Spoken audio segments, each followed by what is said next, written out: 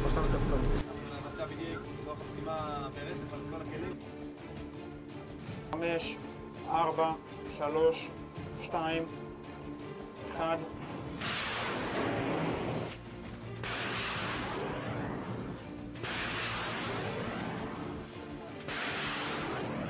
אין לנו כוונה להתערב בענייני הפנימיים של סוריה, אבל בפירוש יש לנו כוונה לעשות מה שצריך לדאוג לביטחוננו.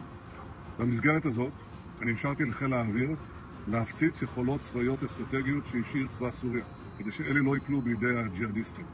זה דומה למה שחיל האוויר הבריטי עשה כשהוא הפציץ את הצי של משטר וישי ששיתף פעולה עם הנאצים, כדי שזה לא ייפול בידי הנאצים. אנחנו רוצים יחסים תקינים עם המשטר החדש בסוריה. אבל אם המשטר הזה יאפשר לאיראן לחזור להתבסס בסוריה, או יאפשר העברת נשק איראני או כל נשק אחר לחיזבאללה, או יתקוף אותנו, אנחנו נגיב בעוצמה.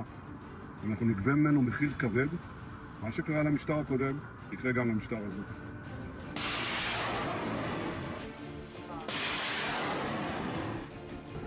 הישג משמעותי מאוד למדינת ישראל.